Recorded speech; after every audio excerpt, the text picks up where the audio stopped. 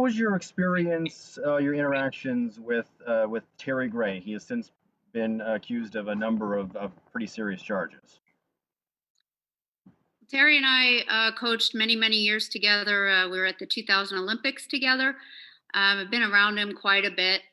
My experiences with him pretty much have to do with just some weird things that happen here and there, some innuendos that other people have talked about.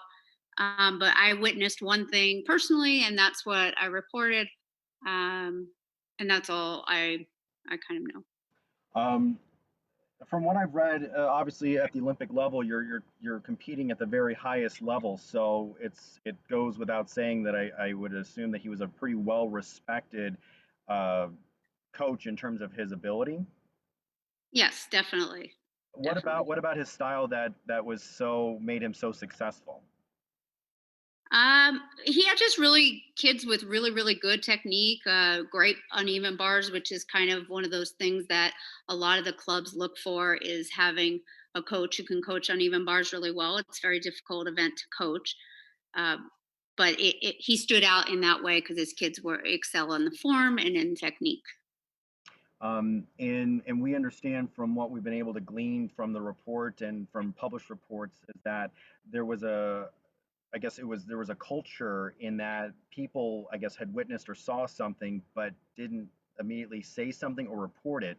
And you mentioned that there seems to be maybe a culture of keeping things quiet. Can you describe for folks who aren't maybe familiar with the world of gymnastics? Is that prevalent? We've seen that before with Larry Nasser, of course, and other high-profile cases.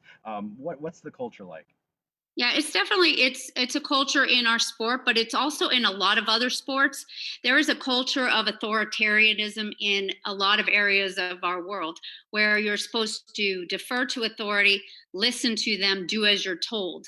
And when you create that kind of culture where you're not in partnership with the athlete and you're not there to help guide them, but to dictate to them, we like to use a lot of choice in our gym and coaching in that way that involves uh, different assignments that have choices in them and a lot of talking and making sure that the athlete's comfortable.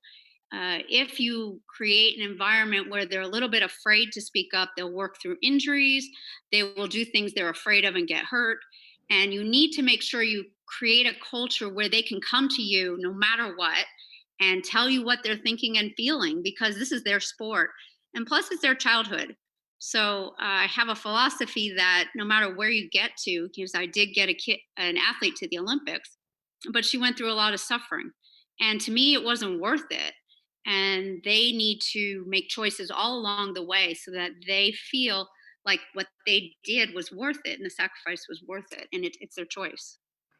And Cassie, in your line of work, you have coaches and other folks you interact with. There's a level of trust that parents place in you and place in other coaches, and this is certainly a betrayal of that trust with what police are accusing him of doing.